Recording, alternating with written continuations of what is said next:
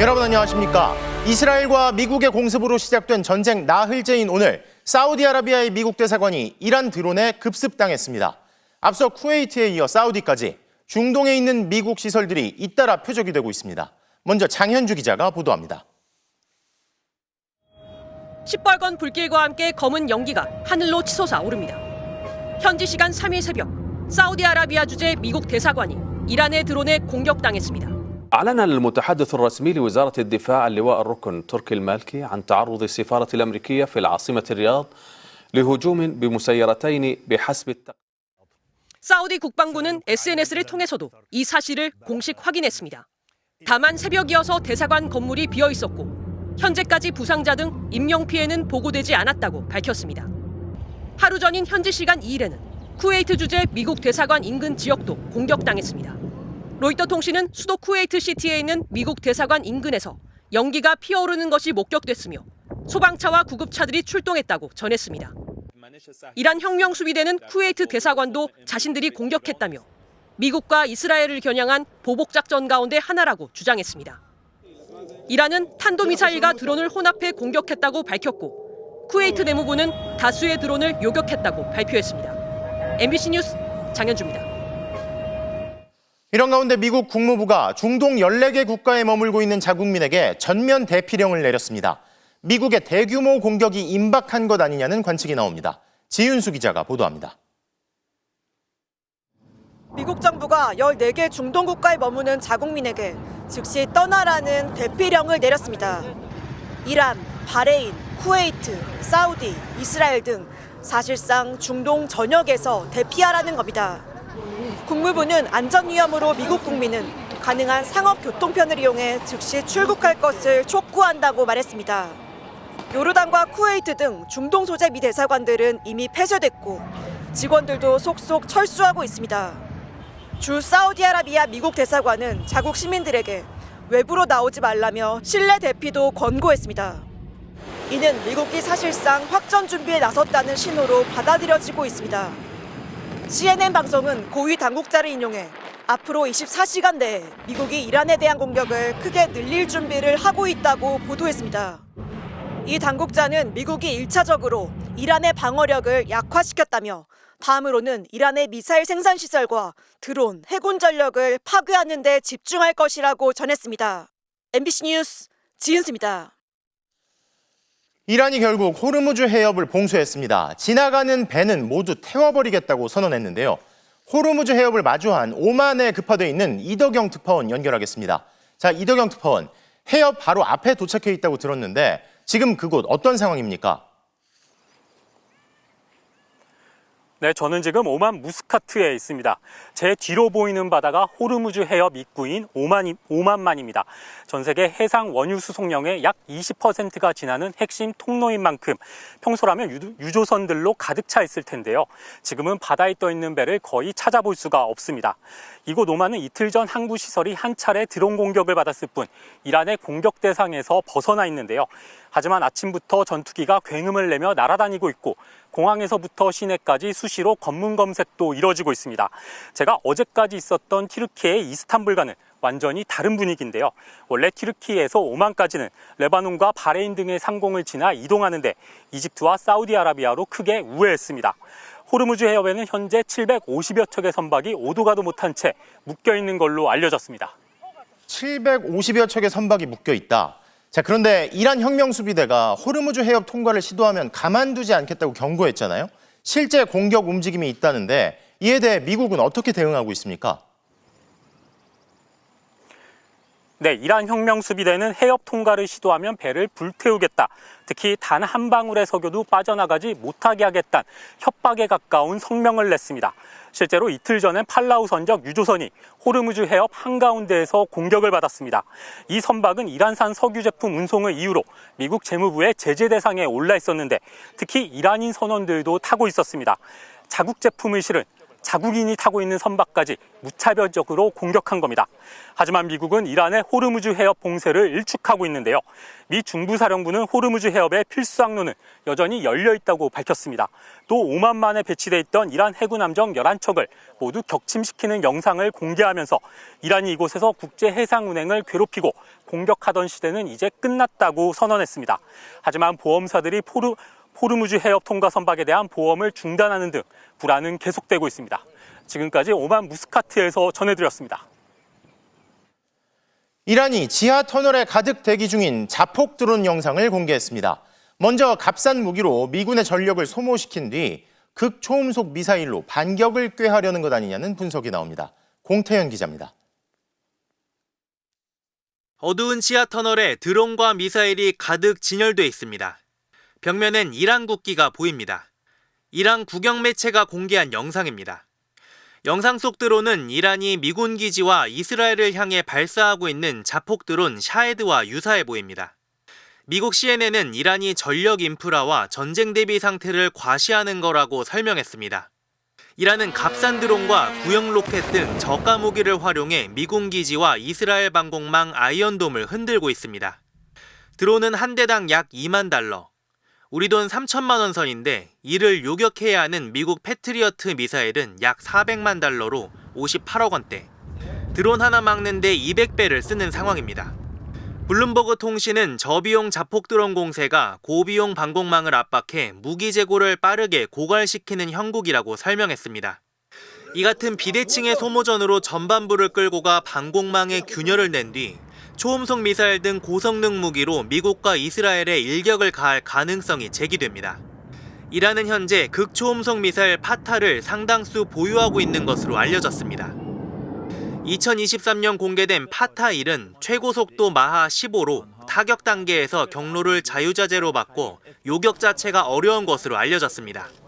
지난해 12일 전쟁 당시에도 이란은 파타 미사일을 발사해 아이언돔 요격망을 뚫고 이스라엘의 주요 도시를 타격하는 데 성공했다고 주장했습니다.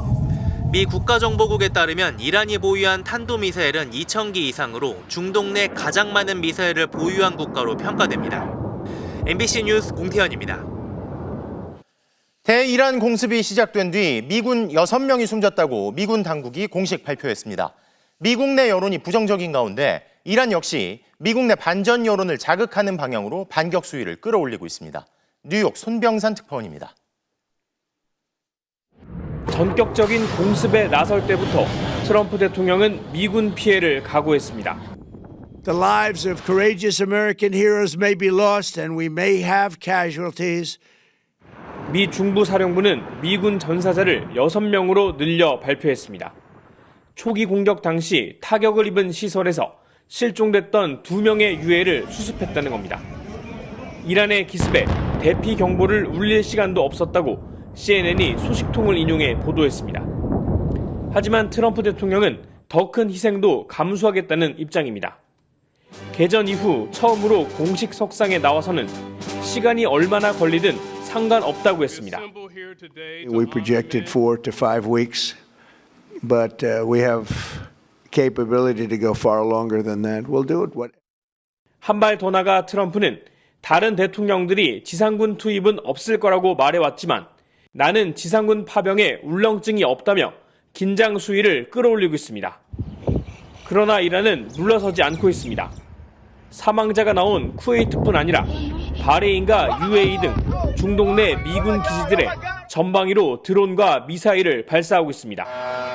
특히 이란의 저가 드론은 공격에 실패하더라도 미국의 값비싼 요격 미사일을 소진시키며 타격을 입히고 있습니다. 이미 미국 내 다수 여론이 트럼프의 이번 공격에 부정적이고 파병 반대 여론은 찬성의 5배에 이를 만큼 압도적입니다. 물가 급등에 금융시장 불안까지 장기화하면 오히려 트럼프가 못 견딜 거라는 계산입니다. 서부 텍사스산 원유 가격은 배럴당 72달러 선으로 8개월 만에 최고치를 기록하며 물가 불안을 예고하고 있습니다. 개전 초기 장기전도 못할 것 없다며 트럼프 대통령이 호기를 보이고 있지만 오는 11월 중간 선거는 피할 수 없습니다. 미군 희생자가 늘고 물가가 오르면 미국 내 반전 여론에 발목이 잡힐 수 있다는 한계도 여전합니다. 뉴욕에서 MBC 뉴스 손병선입니다. 앞서 보셨듯이 트럼프 대통령은 이란의 지상군 투입도 배제하지 않을 것처럼 말하고 있습니다. 하지만 지상군 투입이야말로 끝모를 전쟁에 제발로 들어서는 약수라는 지적이 나오는데요. 게다가 이란이 선제 공격을 준비한 정황이 없었다는 사실까지 드러나면서 미국 내 부정적인 여론은 더 확산되는 분위기입니다. 로스앤젤레스 신재용 특파원입니다. 이란 최정예 부대, 이슬람 혁명수비대. 이란은 혁명수비대를 중심으로 강력한 지상군 전력을 구축하고 있습니다. 세계의 구위권인 현역병 61만 명에 민병대와 같은 준군사 조직이 35만 명입니다. 이 중 바시지 민병대는 전시 동원하면 수백만 명까지 동원할 수 있다고 주장하고 있습니다. A million men under arms, and they have shown a willingness to be very brutal with those weapons, killing tens of thousands of innocent demonstrators. 이란은 험준한 산악을 끼고 있는 요새화된 지형을 갖고 있습니다. 미국의 지상군 투입은 끝없이 인명과 자원을 소모해야 하는 전쟁의 늪으로 들어가는 선택입니다. 여기에 이란이 미국을 겨냥한 선제 공격을 준비 중이었다는 정황은 없었다는 미 정보당국의 비공개 브리핑 내용까지 전해졌습니다. 전쟁은 점점 명분을 잃어가고 있습니다. 미국 내부에선 끝이 보이지 않는 전쟁에 대한 피로감이 빠르게 번지고 있습니다. CNN 여론조사에는 미국인의 60%가 지상군 파병에 절대 반대한다고 답했고 59%가 이란 공격을 지지하지 않는다고 했습니다. 60%가 대통령에게 명확한 계획이 없다고 답했습니다. 여기에 하락세이던 트럼프 대통령의 지지율은 개전 직후에도 계속 떨어지고 있습니다. 11월 중간선거를 앞두고 전쟁이 길어질수록 정치적 부담도 커질 수밖에 없습니다. 로스앤젤레스에서 MBC 뉴스 신재용입니다. 미국은 1,000곳이 넘는 시설을 타격하며 이란의 군사 기반을 괴멸시키고 있습니다. 지금까지 사용한 미사일과 폭탄만 수만 발인데 미국은 가장 강력한 공격은 아직 남아있다며 추가 공습을 예고했습니다. 오상현 기자입니다. 이란 군함이 흰 연기 기둥과 함께 격침됩니다. 미군이 모두 제거했다고 밝힌 오만만에 있던 이란 함정 11척 중 하나입니다. 개전 후 사흘간 투하된 미사일과 폭탄만 수만 발. 미 합참의장은 개전 후 첫 기자회견에서 이란군의 지휘 통제 인프라와 해군 전력, 탄도미사일 기지와 정보시설 파괴에 전력을 집중시켰음을 밝혔습니다. F-16 등 4세대 전투기와 F-35 등 5세대 전투기 수백 대, 링컨과 포드 항모전단 등 거의 전 병력을 총동원해 전력 우위를 확보했습니다. 미국 본토에서 출격한 B-2 전략 폭격기는 지하 시설을 파괴했고 함정에서는 토마호크 미사일이 발사됐습니다. This air superiority will not only enhance the protection of our forces, but also allow them to continue the work over Iran. 이스라엘도 테헤란의 국영방송 건물과 레바논의 헤즈볼라 지휘소를 공습했고 동맹국인 카타르와 아랍에미리트의 방공 전력도 요격과 방어 작전에 가세했습니다. 이란 22개 주 150개 도시에 걸쳐 광범위한 타격이 이루어진 가운데 이란 내 사망자는 최소 1,500명을 넘어선 것으로 알려졌습니다. 미국은 더 강력한 공습을 예고했습니다. The hardest hits are yet to come from the US military. The next phase will be even more punishing on Iran than it is right now. 미국 국방부가 천명한 이번 작전의 목표는 이란 탄도미사일 능력의 완벽한 파괴와 핵무기 개발 무력화. 트럼프 대통령이 목표 달성까지 중단은 없다고 밝힌 가운데 추가 대규모 공격은 곧 현실화될 전망입니다. MBC 뉴스 오상현입니다. 미국은 이란의 대대적인 공습을 시작하기에 앞서 이란의 감시 대응 체계부터 무력화시켰는데요. 그러면서 최적의 군사작전을 수행해내기 위해 AI까지 전장에 끌어들여서 이란의 방공망을 뚫고 엄청난 폭격을 가했습니다. 이재욱 기자입니다. 미군은 대이란 군사작전을 실행하기에 앞서 중동 지역의 장비와 인력을 재배치했습니다. 중동 일대의 군인 수천 명과 전투기 수백 대, 2개 항공모함 전단 등이 이란 주변에서 출격을 준비했습니다. 작전이 시작될 무렵에는 필수 전력만이 기지와 작전 지역에 남아있게 했습니다. 그리고 미 동부 시각 기준 지난달 28일 새벽 1시 15분에 군사작전은 시작됐습니다. 작전 개시 직후 미 사이버 사령부와 우주 사령부는 이란의 감시 대응 능력부터 무력화했습니다. Delivered synchronized and layered effects designed to disrupt, degrade, deny, and destroy Iran's ability. 이로 인해 미국과 이스라엘군을 향한 이란의 감시 체계는 사실상 마비된 것으로 알려졌습니다. 방공망이 완전히 무력화된 사이 100대가 넘는 항공기가 육지와 바다에서 출격했고 미 해군은 토마호크 미사일로 공습의 포문을 열었습니다. 이후 미군은 작전 개시 24시간 만에 1000개가 넘는 표적을 공격했습니다. 뛰어난 스텔스 성능 탓에 침묵의 암살자라고 불리는 B-2 폭격기는 이란 남부전선 일대와 지하시설에 고중량 폭탄을 투하했습니다. 미군은 그러면서 엔트로픽의 AI, 클로드를 이란 공습에 활용한 것으로 알려졌습니다. 클로드를 통해 영상정보와 신호정보, 감청정보 등 방대한 군사정보를 처리해 최적의 작전이 설계됐다는 설명입니다. 첨단 기술이 현대전을 과학전의 양상으로 바꾸는 상황에서 미국의 이란 공습을 통해 AI가 본격적으로 사람의 목숨을 빼앗는 데 이용되기 시작한 것입니다. MBC 뉴스 이재욱입니다. 트럼프 대통령은 이란을 공습하기 9시간여 전에 이미 최종 실행 명령을 내렸던 것으로 드러났습니다. 공습하라고 지시해놓고 겉으로는 협상을 계속할 것처럼 하며 대통령이 나서서 연막작전을 펼쳤다는 평가가 나옵니다. 보도에 강은 기자입니다. 트럼프 대통령이 이란 공습을 승인한 시각은 미 동부 시간 기준 지난달 27일 오후 3시 38분. 이튿날 새벽 1시 15분 공습이 시작됐으니 9시간여 전 이미 전쟁 지시를 내린 겁니다.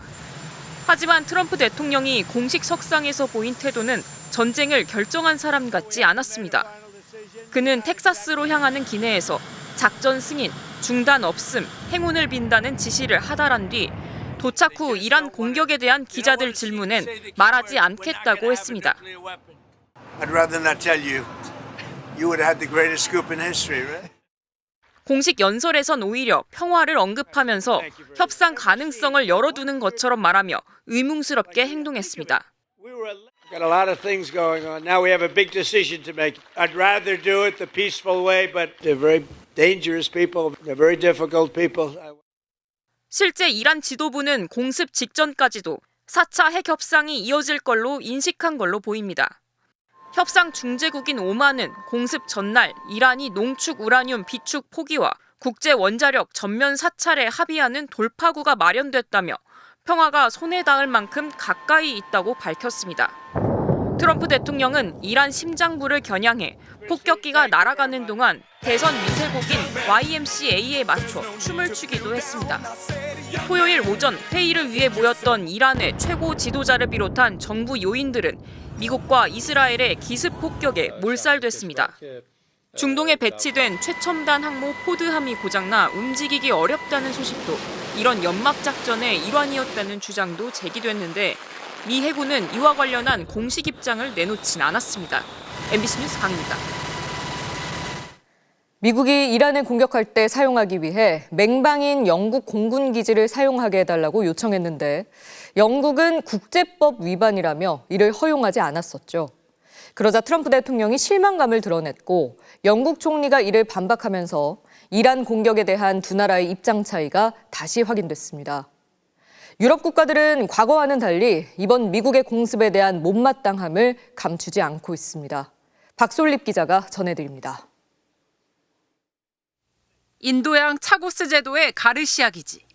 미국은 이란 공습을 위해 이 기지를 쓰게 해달라고 맹방인 영국에 요구했습니다. 그런데 영국은 이를 거부했습니다. 미국의 공습은 국제법 위반이라는 것이었습니다. 영국은 마지못해 결국 기지 사용을 허가한다고 했지만 방어적 목적임을 분명히 했습니다. We have taken the decision to accept this request to prevent Iran firing missiles across the region. 트럼프 미국 대통령은 우리 두 나라 사이에 전례 없는 일이라며 애초에 승인했어야 했다며 노골적으로 실망감을 드러냈습니다. 이에 대해 스타머 영국 총리는 영국의 국익을 판단하는 게 내 임무라고 맞받았습니다. 그는 의회에 나와 이라크 전쟁의 실수에서 교훈을 얻었다며 미국의 이라크 침공에 앞장서 부시의 푸들이란 비아냥을 받았던 과오를 거론했습니다. 미국의 이란 침공에 명확하게 선을 그은 겁니다. 이란을 침공한 미국과 거리를 두려는 나라들은 영국만이 아닙니다. 스페인도 국제법 위반이라며 미군의 자국 내 기지 활용을 불허했고 프랑스도 유럽 자체적인 해구산 구축과 핵전력 강화에 속도를 내겠다는 입장을 내비쳤습니다. MBC 뉴스 박솔립입니다. 이란이 주변 걸프 국가들을 공격하면서 에너지 생산 시설이 잇따라 멈춰서는 피해가 이어지고 있습니다. 전 세계 에너지 공급망을 타격해 트럼프 대통령의 아킬레스건인 경제 문제를 공략하려는 의도가 있다는 분석도 나옵니다. 송정훈 기자입니다. 카타르 북동쪽의 라스라판, 전 세계 액화천연가스 수요의 20%를 공급하는 이곳을 이란의 자폭 드론 2대가 덮치면서 생산이 멈춰섰습니다. 같은 날 이란은 하루 55만 배럴의 원유를 처리하는 사우디의 최대 정유시설 라스 타누라를 겨냥해 드론을 날렸습니다. 사우디 측이 요격에는 성공했지만 잔해로 인한 화재로 이 시설 역시 가동이 일시 중단됐습니다. 이미 아랍에미리트와 쿠웨이트 등 주변국들의 공항, 호텔 같은 시설을 타격했던 이란이 피해 규모를 키우고 있는 모습입니다. 이들 걸프국이 미국과 이스라엘을 향해 이란에 대한 공격을 멈추라고 설득하게 만들겠다는 계산이 있다는 겁니다. 이스라엘과 미국은 공격을 못하니 주변국들로 하여금 우회적으로 협상하고 이렇게 그 분위기를 만들려고. 에너지 가격 폭등에 따른 물가 상승을 유도해 트럼프 대통령의 대내외적 입지를 좁히겠다는 전략도 깔려 있습니다. 실제로 걸프 지역의 핵심 에너지 인프라들이 잇따라 타격을 입으면서 시장은 즉각 반응했습니다. 카타르 국영 석유 기업의 생산 중단 선언에 천연가스 선물 가격은 46% 급등했고 국제 유가 역시 작년 1월 이후 최고치입니다. 하지만 난데없는 피해를 입은 주변국들의 반발이 거세지면서 이란이 장기적으로는 역풍을 맞을 거란 전망도 나옵니다. 아랍에미리트를 비롯한 걸프협력회의 6개국 외교장관들은 화상회의를 열어 국가안보와 영토 수호를 위해 필요한 모든 조치를 다할 것이라며 여기엔 이란의 공격에 대응하는 선택지도 포함된다고 경고했습니다. MBC 뉴스 송정훈입니다. 중동에 고립된 우리 국민들은 하늘길이 열린 주변국을 향해 필사의 탈출을 감행하고 있습니다. 어렵게 도착한 인접국 공항에서는 국내 직항편이 없어 제3국을 수차례 경유해 입국하고 있다고 하는데요. 문다영 기자가 탈출기를 들어봤습니다. 두바이로 출장 갔던 회사원 송화영 씨. 그제 일을 마치고 쉬다가 호텔 지하로 급히 내려갔습니다. 드론 공격 여파로 투숙객 전원에게 대피령이 떨어졌던 겁니다. 한 20분 하고 나서 바로 지하로 대피를 하라고 해가지고 호텔 전체가 그래서 지하로 다 같이 도망가야 돼가지고 그것도 너무 무서웠고. 개전 이후 밤낮을 가리지 않고 미사일 공격 위험 경보 문자가 날아왔고 유명 7성급 호텔에는 드론 파편이 떨어져 불이 났습니다. 두바이도 안전지대가 아니라는 생각에 귀국을 결심했습니다. 그냥 일단은 중동에서 빨리 나가는 게 제일 중요하니까. 하지만 순탄치 않았습니다. 하늘길이 꽉 막혔기 때문입니다. 육로 탈출을 위해 어렵사리 택시를 구했습니다. 2시간 정도 택시를 타고 아랍에미리트와 오만 국경 지역에 도착한 송 씨는 검문소를 지나 다시 2시간을 더 달려 오만 수도 무스카트에 도착했습니다. 그런데 한국 직항편이 없었습니다. 송 씨는 내일 새벽 인도네시아 자카르타를 경유해 귀국할 예정입니다. 비즈니스 한 자리 남은 걸 사가지고 한 500만 원 정도 했어요. 돈이 문제가 아니라서 빨리 나가야겠다는 생각으로 그냥 구매했어요. 공항 폐쇄로 고립된 교민이나 관광객이 한둘이 아닙니다. 탈출방으로 불리는 중동 관광객 단체 채팅방입니다. 아부다비 출발 버스 있냐, 성인 2명, 아이 2명 이동하고 싶다 등 차편을 구하는 글이 끊이지 않습니다.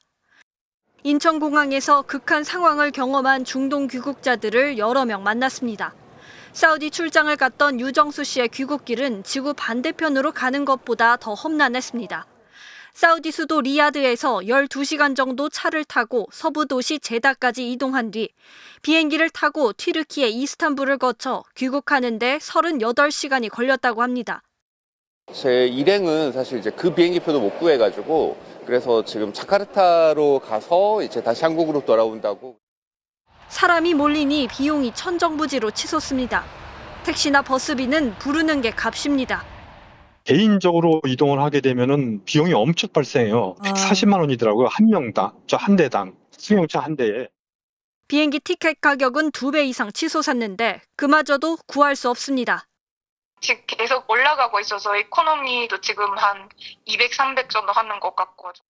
예매할 때는 120만 원이었는데 지금 다시 보니까 거의 300만 원까지 올랐는데 그거마저도 티켓이 없더라고요. 국내 유일 중동 노선을 운항 중인 대한항공은 두바이 노선 결항 기간을 8일까지로 연장했습니다. 정부는 현지 대사관을 중심으로 육로 이동을 지원하기로 했습니다. MBC 뉴스 문다영입니다. 이란에 있는 우리 교민들도 급히 안전한 지역으로 이동하고 있습니다. 중동 지역엔 단기 여행객을 포함해 우리 국민 2만 1천여 명이 머물고 있는 것으로 파악되는데요.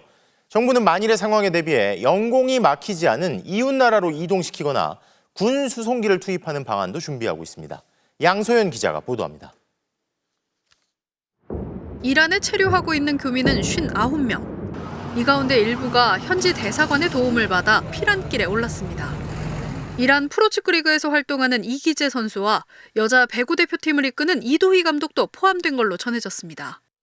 외교부는 안전이 확보될 때까지 이동 경로와 일정은 공개하지 않기로 했고 귀국을 희망하면 지원한다는 방침입니다. 정부는 앞서 지난해 6월 미국과 이스라엘의 공습 당시에도 30여 시간을 달려 이란 교민 20여 명을 1200km가량 떨어진 투르크메니스탄으로 긴급 대피시켰습니다. 다만 교민 일부는 현지에서 가족을 꾸려 이란에 남기로 한 걸로 알려졌습니다. 이스라엘 교민들도 이란의 반격을 피해 안전한 지역으로 이동하고 있습니다. 중동 전 지역으로 전쟁 위험이 번지면서 사우디아라비아와 카타르 등 주변 국가에 있는 교민들의 불안감도 커지고 있습니다. 만약에 스며진다고 하면 사우디 법격에 대충 한 1200km 되니까 육로로 가가지고 거기서 탈출하는 수밖에 없죠. 공항도 tuk격을 한다고 그러고 여기 뭐 식수나 산업단지에 tuk격을 한다고 하니까 우리 민간인들은 그게 좀 불안한 거죠. 중동 13개 나라에 있는 교민은 17,000여 명.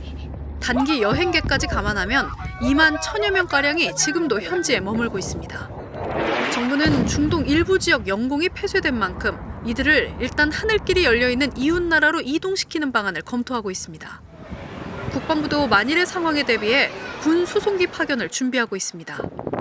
정부는 다만 현지 국가들과 관계를 고려해 이란 등 중동 지역에 있는 대사관 철수까지는 검토하지 않는 걸로 알려졌습니다. MBC 뉴스 양소연입니다.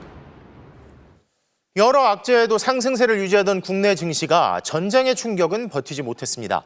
이란이 호르무즈 해협 봉쇄를 공식화하자 코스피가 지난 2024년 8월 이후론 가장 많이 떨어지며 시장이 얼어붙었는데요. 구민지 기자가 보도합니다. 중동전쟁 사흘 만에 열린 코스피는 시작부터 급락했습니다.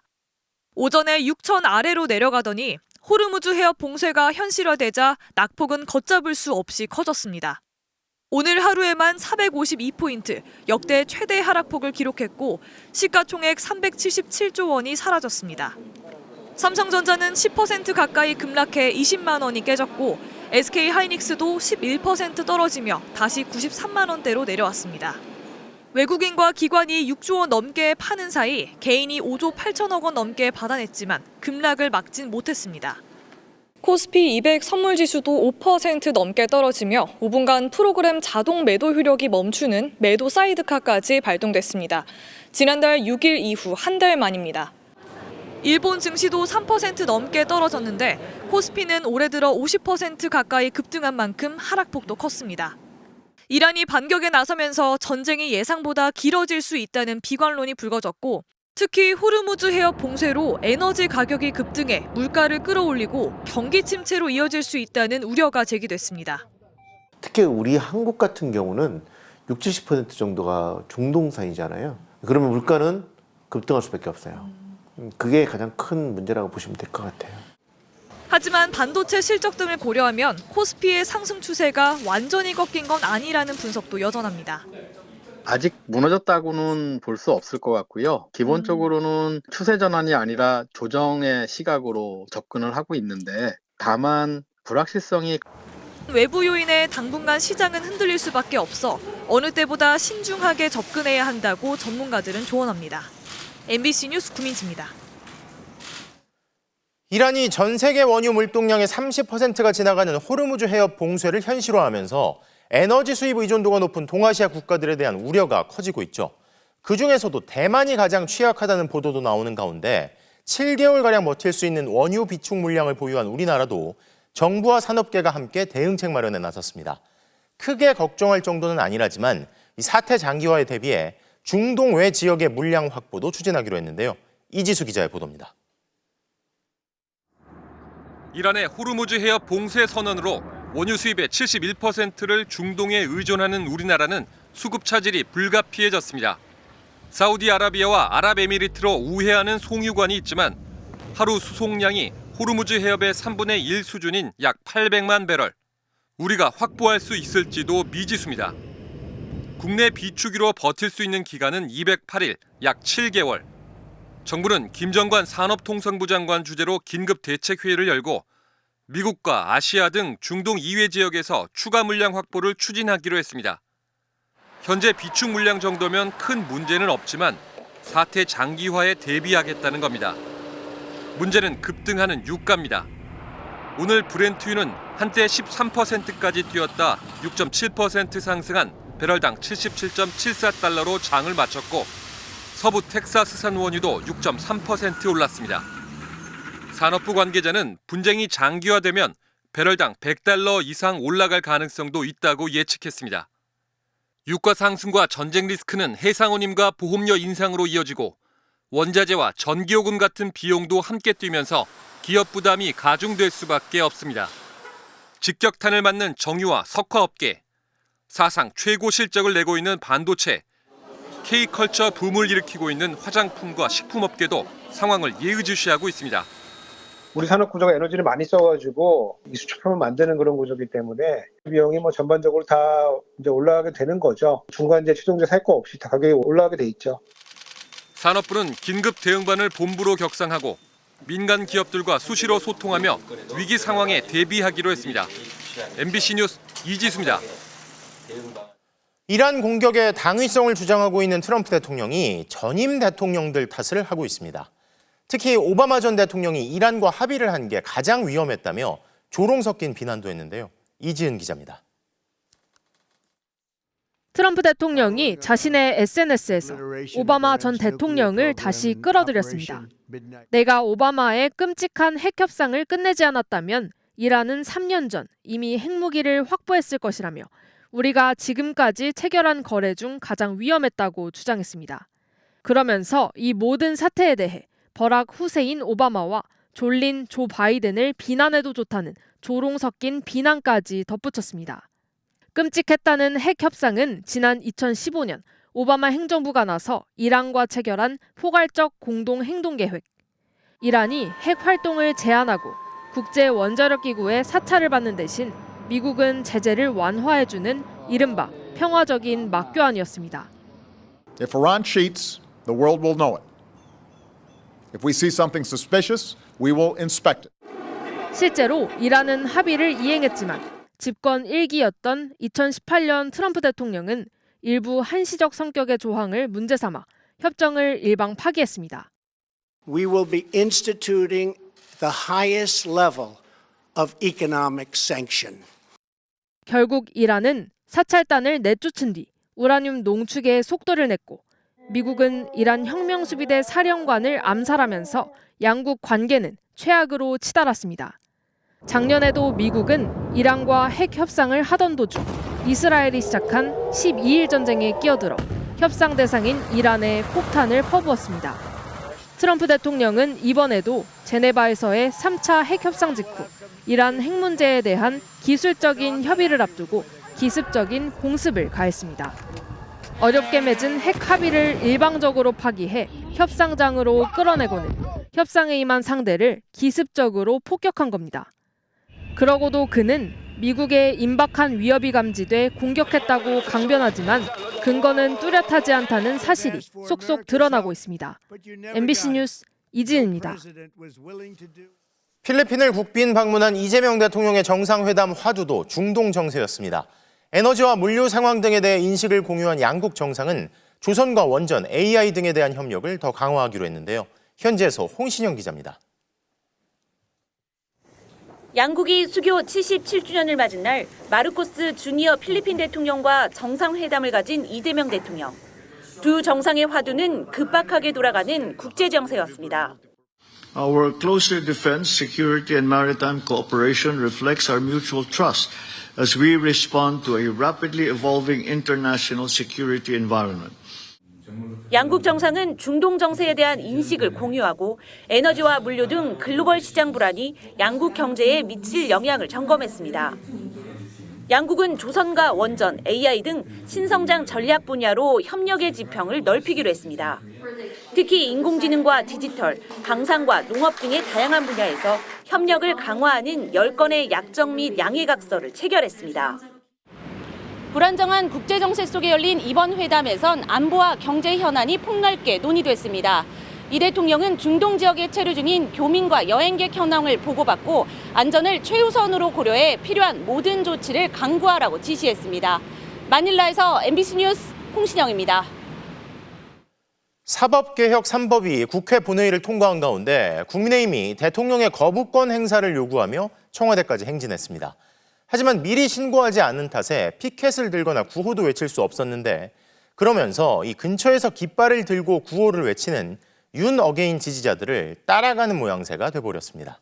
이문현 기자입니다.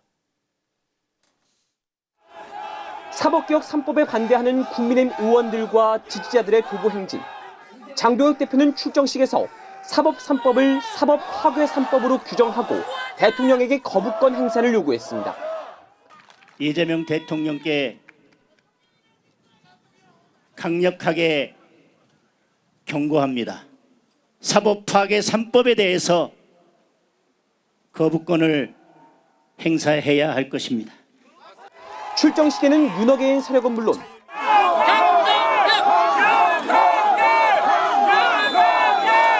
극우 유튜버 고성국 씨도 참석했습니다. 도보 행진은 시작부터 삐걱거렸습니다. 급하게 장외투쟁을 결정한 탓에 국민의힘은 집회 시위 신고를 하지 않았고 도보 행진에 나선 의원들은 거부권 요구 깃발을 들거나 구호를 외치지 못했습니다. 집회 신고가 되지 않아서 구호를 하거나 지금 저희가 피켓도 못 들고 있습니다. 침묵 행진을 하도록 하겠습니다. 국민의힘 의원들 대신 깃발을 들고 구호를 외친 건 윤 어게인 등 지지자들이었습니다. 성조기와 윤석열 복귀 팻말만 노출되면서 마치 국민의힘 의원들이 윤 어게인 세력을 따라가는 촌극이 연출된 겁니다. 한 재선 의원은 사법 파괴 깃발은 하나도 없다며 우리가 성조기와 윤 어게인 깃발을 따라가고 있는데 이게 뭐 하는 것이냐고 토로하기도 했습니다. 뒤늦게 검은 마스크와 사법개혁 규탄 손팻말이 준비됐는데 이때도 혼란은 여전했습니다. 이거 들어도 돼? 네네. 기소국에서 하라고. 약 3시간 만에 청와대 사랑제에 도착한 국민의힘은 대통령 순방으로 주인 없는 청와대를 향해 거부권 행사를 외쳤습니다. 끝내 밀어붙일 경우에 그것이 바로 이재명 정부의 몰락으로 이어질 것이라는 점을 다시 한번 경고합니다. 특히 지난주 한동훈 전 대표와 함께 대구를 방문했던 친한계 의원 7명에 대한 징계 요청서가 당 윤리위원회에 접수되면서 도보 행진에 친한계 의원 대부분이 불참했습니다. 장외투쟁에서마저 당내 분열 양상은 고스란히 드러났습니다. MBC 뉴스 이문현입니다. 포르쉐를 타고 반포대교를 달리다 추락사고를 낸 30대 운전자에게 약물을 건넨 사람이 경찰에 자수했습니다. 운전자가 업무상 관계를 맺어온 한 병원의 직원인 것으로 알려졌습니다. 윤수한 기자가 보도합니다. 지난달 25일 서울 반포대교를 달리다 한강 둔치로 추락한 포르쉐 차량. 뒤집힌 차에서 마약류 의약품인 프로포폴이 상자째에 쏟아졌고 프로포폴 빈병과 약물이 채워진 주사기도 무더기로 나왔습니다. 30대 여성 운전자는 프로포폴에 맞고 운전했다고 경찰에 진술했습니다. 운전자를 구속한 경찰은 이 많은 약물을 어디서 어떻게 입수했는지 추적해왔습니다. 약물 투약은 어디서 하신 겁니까? 프로포폴과 주사기 어디서 구하셨나요? 그런데 어제 저녁 한 30대 여성이 제 발로 경찰서를 찾아왔습니다. 언론 기사를 보고 알았다며 약물을 건넨 사람이 자신이라고 자수한 겁니다.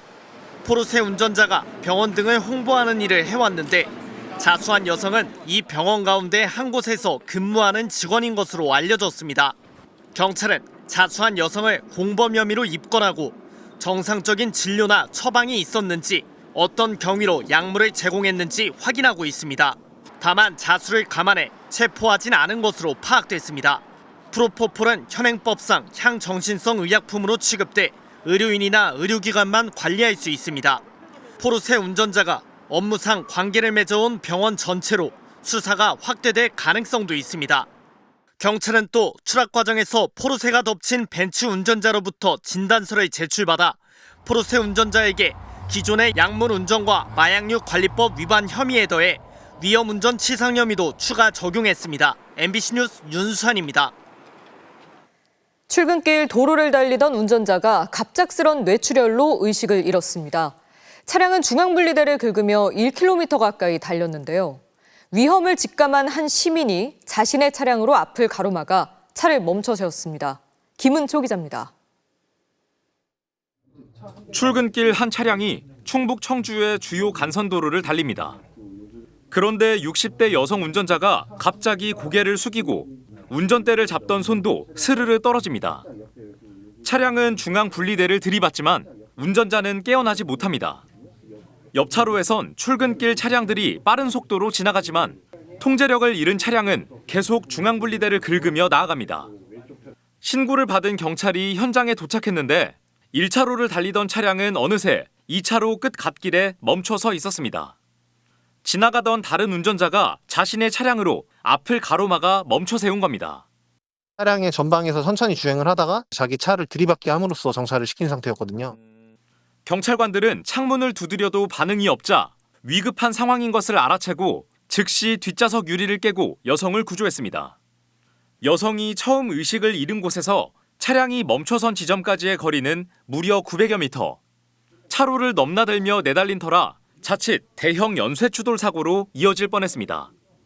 여성은 뇌출혈 수술을 마친 뒤 중환자실에서 회복 중인 것으로 알려졌으며 경찰은 큰 사고를 막은 용감한 시민에 대해 포상 건의를 검토하고 있습니다. MBC 뉴스 김은초입니다. 지난 3일절엔 유관순 열사의 독립운동을 AI로 되살린 영상들을 볼 수 있었죠. 그런데 AI로 만든 조롱 영상도 동시에 퍼져나갔습니다. 독립운동가에 대한 모욕은 물론 역사 왜곡까지 우려되고 있지만 이를 처벌할 마땅한 법적 근거가 아직 없는 상황인데요. 이교선 기자가 보도합니다. 들불처럼 번지는 만세 함성. 태극기를 꺼내든 유관순 열사가 눈부신 발전을 거듭한 조국을 눈앞에서 마주합니다. 유 열사의 고향인 천안시가 3.1절에 맞춰 선보인 AI 복원 영상에 뭉클하다는 댓글이 이어집니다. 하지만 SNS에선 동시에 유 열사가 방귀를 뀌고 유 열사가 탄 로켓이 발사되는 등 유 열사를 조롱하고 모욕하는 영상도 번져나갔습니다.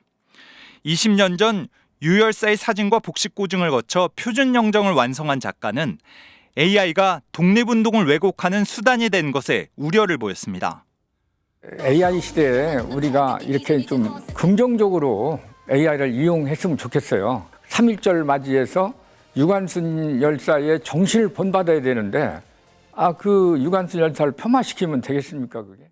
논란이 일자 문제의 영상은 SNS에서 삭제됐지만 AI를 악용한 역사 왜곡을 처벌하지 못하면 같은 일이 반복될 거란 지적이 나오고 있습니다.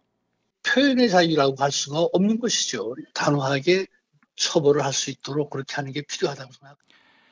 역사적 인물을 모욕하고 조롱하는 행위에 대한 처벌 근거를 담은 국경일에 관한 법률 개정안 추진은 이제 막 논의가 시작됐습니다. MBC 뉴스 이교선입니다. 부동산을 장기 보유하면 세금 혜택을 주는 장기특별공제, 일명 장특공제를 개편해야 한다는 지적이 꾸준히 제기되고 있는데요. 특히 초고가 주택에 대해서는 1주택자라도 장특공제 혜택을 축소해야 한다는 주장이 시민단체에서 제기됐습니다. 하지만 반론도 만만치 않은데요. 이혜선 기자가 보도합니다. 서울 압구정동 현대아파트 59평. 2015년 25억 원에 거래됐는데 작년 실거래가는 127억 원에 달합니다. 만약 1주택자가 이 아파트를 사서 10년 동안 거주하고 작년에 팔았다면 차익은 102억 원.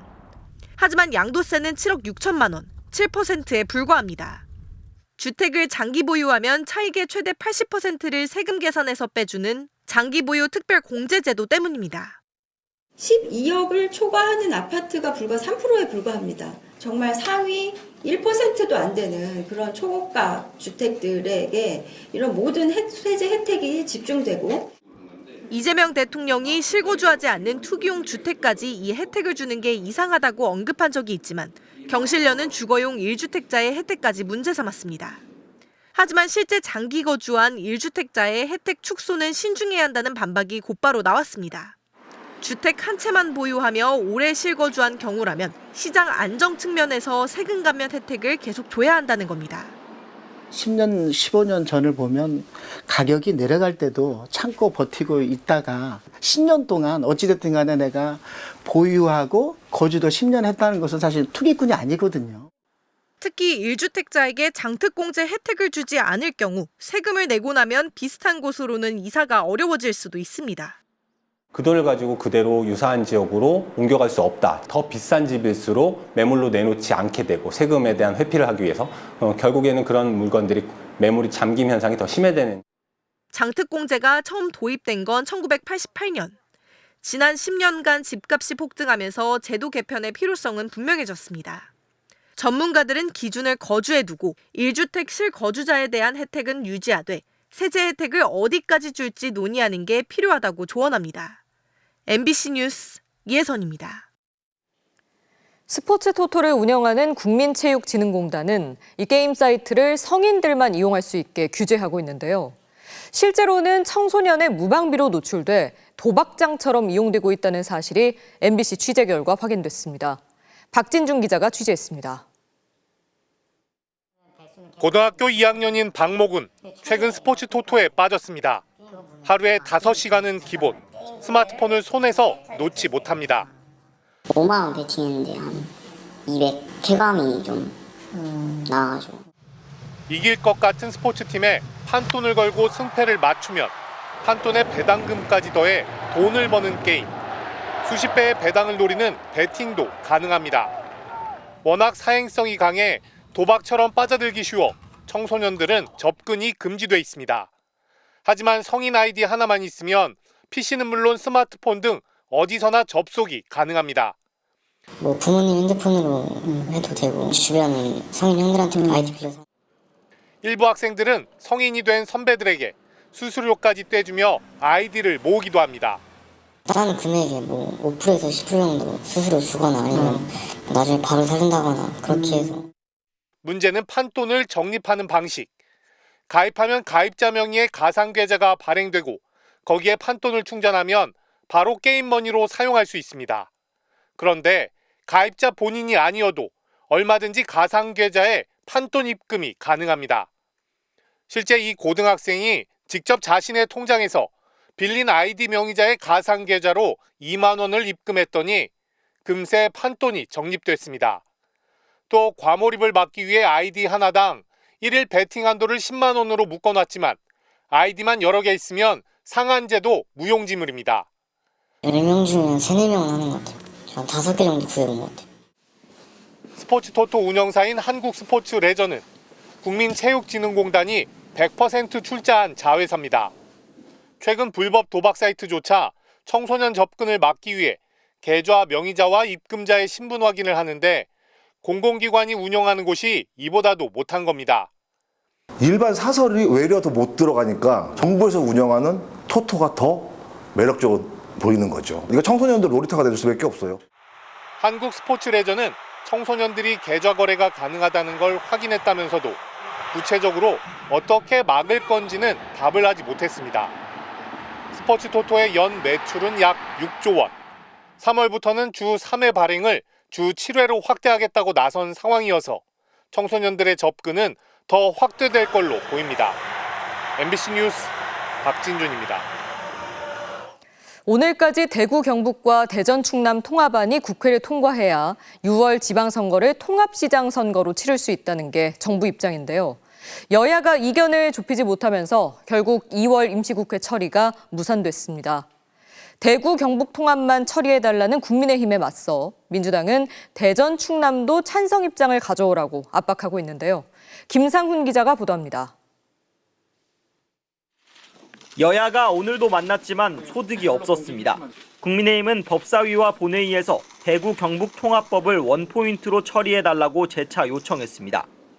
추미애 법사위원장이 법사위를 열지 않는 것은 그야말로 전적으로 대구 경북 주민들을 우롱하면서 목리를 부리고 있다.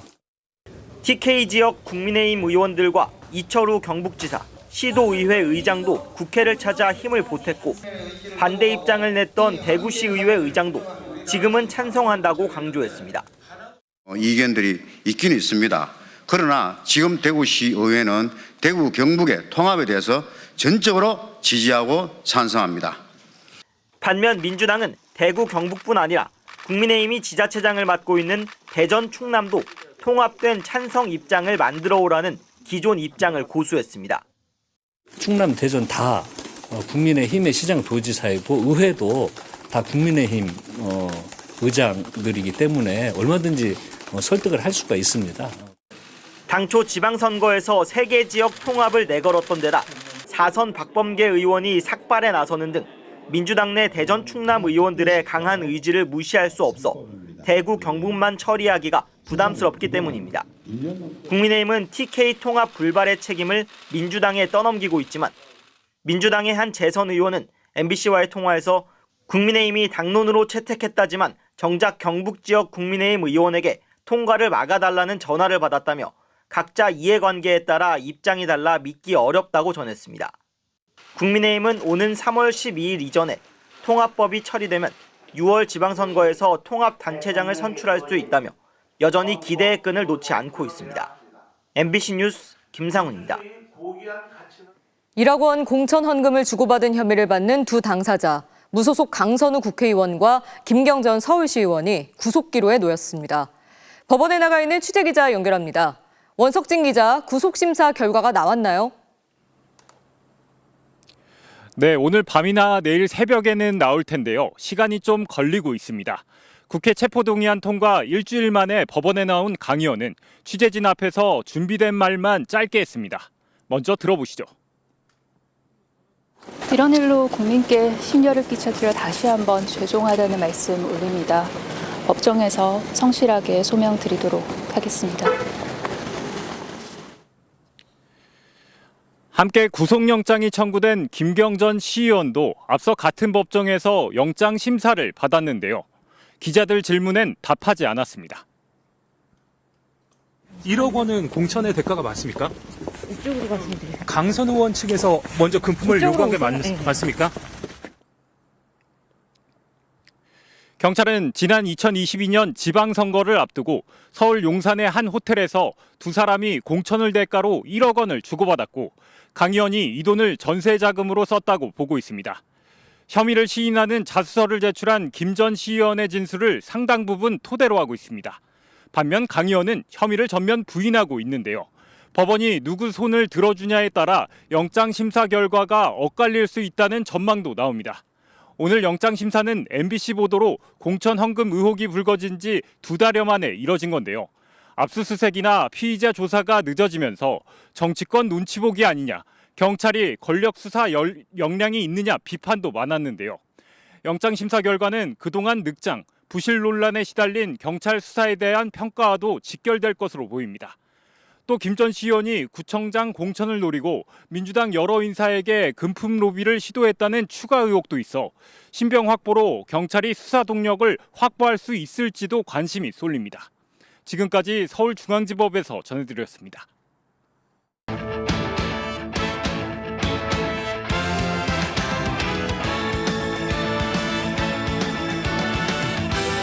화요일 밤 스포츠 뉴스입니다. WBC 대표팀 김도영 선수가 오릭스와의 평가전에서도 홈런을 터뜨렸습니다. 동갑내기 친구 안현민도 괴력의 홈런포를 쏘아올려 본선을 앞두고 쾌조의 컨디션을 자랑했는데요. 오사카에서 김태훈 기자가 전해드리겠습니다. 김도영의 방망이는 오늘도 불을 뿜었습니다. 2회 투아웃 1-3루 기회에서 8구 승부 끝에 한가운데 몰린 실투를 놓치지 않고 왼쪽 담장을 훌쩍 넘기는 석점 홈런을 터뜨렸습니다. 김도영! 그가 완벽한 모습으로 돌아왔습니다. 왜 정말 대단한 타자라는 걸 다시 한번 보여주고 있습니다. 전날 한신전에 이은 이틀 연속 홈런이자 삼성과의 연습 경기를 포함하면 3경기 연속 아치를 그리며 쾌조의 컨디션을 자랑했습니다.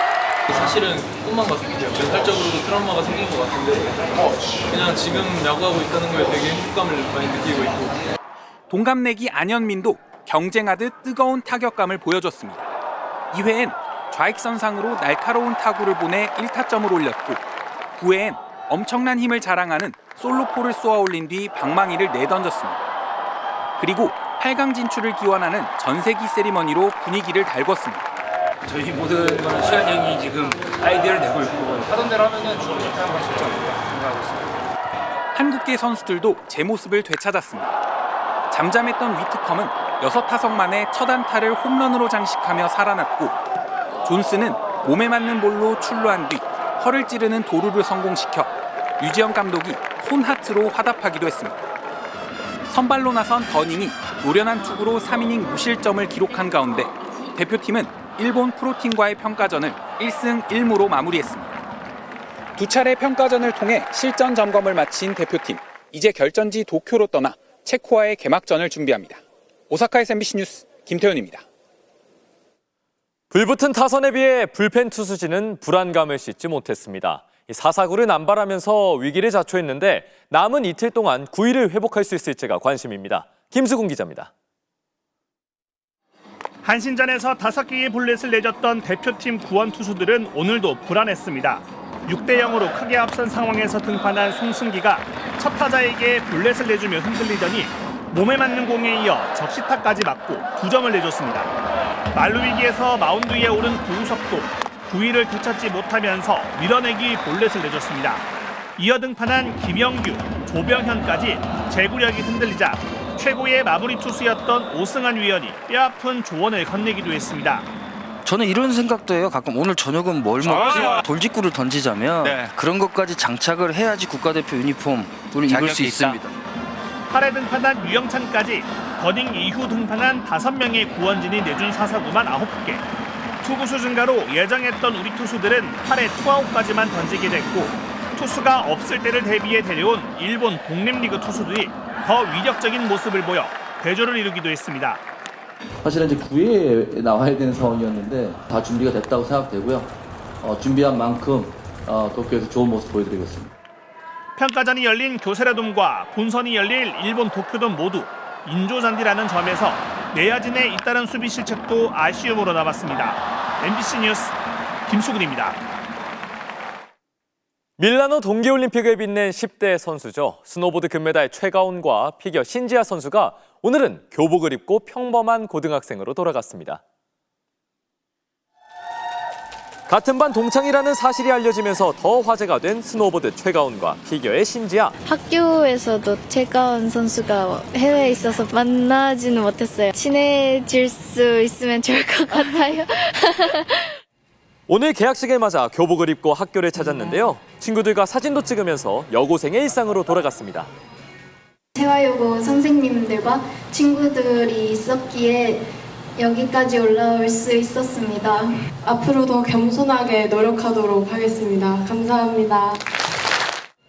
두 선수 3학년 땐 반이 갈렸다고 하는데요. 학교로부터 특별 장학금도 받았습니다. 밀라노 동계올림픽의 열기를 이어갈 패럴림픽 개막이 나흘 앞으로 다가왔는데요. 휠체어 컬링 각기 다른 종목에 출전하는 부부 선수가 있습니다. 컬링으로 인연을 맺었고 이제는 동반 메달까지 노리는 남봉광, 백혜진 부부를 송기성 기자가 만나봤습니다. 휠체어 컬링 4인조 대표팀의 스킵 남봉광과 믹스더블 대표팀의 백혜진. 매서운 눈으로 샷에 집중하다가도 마주치면 웃음이 나는 부부의 대화 주제는 패럴림픽 메달입니다. 일단 믹스부터 따고 그다음 4인조가 나중에 하니까. 그러네. 저 먼저 가지고 와야겠네요. 각각 사고로 척수장애를 얻은 뒤 운명처럼 이끌려 찾아간 휠체어 컬링 신인 캠프에서 만나 부부가 된 두 사람. 신인의 스킵이었기 때문에 제가 많이 배우는 입장으로서 컬링하면서 이제 사랑도 하고 4년 전 대표 선발전에서 남편 팀을 꺾고 베이징 패럴림픽에 출전했던 아내는 큰 무대가 처음인 남편에게 조언도 아끼지 않습니다. 많은 관중들 그 환호 속에서도 기죽지 말고 오빠의 페이스대로 가면은 아마 좋은 결과 있을 거라고. 아내가 모레 믹스더블 예선에 출전해 먼저 경기를 시작하는 가운데 두 선수는 한국 패럴림픽 첫 부부 동반 메달이란 이색 기록에 도전합니다. 용석이도 잘 따라오고 좋은 성적이 분명히 날 것 같아. 파이팅. 부부로서 꿈을 향해 가는 모습을 제일 가까이에서 지켜보는 기분이라서 항상 응원하고 있습니다. MBC 뉴스 송기성입니다.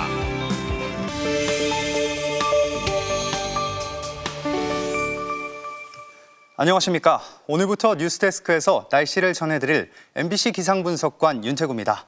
앞으로 시청자 여러분께 쉽고 자세하게 기상 정보를 말씀드리겠습니다. 그럼 오늘 위성 영상부터 살펴보겠습니다. 정월 대보름인 오늘 동쪽 지역을 중심으로 흐린 가운데 강수가 이어지고 있고 그 밖의 지역은 구름이 걷히며 보름달을 볼 수 있겠습니다. 특히 현재 개기월식이 진행 중인데요. 이 개기월식과 정월 대보름이 겹치는 건 1990년 이후 36년 만입니다. 개기월식은 태양과 지구, 달이 일직선에 놓이면서 이 달이 지구 그림자 안에 들어갈 때 나타납니다. 지금은 달이 지구 본 그림자 안에 완전히 들어간 상태고요. 이때 파장이 긴 붉은색 빛이 달에 도달하면서 달이 붉게 보이게 됩니다. 이후 9시 3분쯤이면 달의 왼편부터 밝아지기 시작하겠고 밤 10시 17분엔 다시 밝은 보름달로 돌아오겠습니다. 뉴스 다 보시고 난 후에 하늘 한번 올려다 보셔도 좋겠습니다. 이어서 일기도로 내일 날씨 보시겠습니다. 일본 남쪽에 위치한 저기압이 멀어지면서 이 동풍이 약해져 동해안의 강수는 밤사이 잦아들겠습니다. 내일은 한반도 북서쪽에 위치한 고기압의 가장자리에서 전국이 대체로 맑겠지만 아침 공기는 한층 더 쌀쌀하겠습니다. 내일은 동해안을 제외한 전국이 대체로 맑겠습니다. 미세먼지는 좋음에서 보통 수준 보이겠습니다. 내일 아침 최저 기온은 서울 1도, 광주가 2도로 오늘보다 낮겠고 낮 최고 기온은 서울 11도, 부산이 13도까지 오르겠습니다. 금요일에는 기압골이 한 차례 통과하면서 전국에 비나 눈이 내리겠고 강원 영동은 토요일 오전까지 이어지겠습니다. 화요일 뉴스데스크 오늘 순서는 여기까지입니다. 시청해주신 여러분 고맙습니다.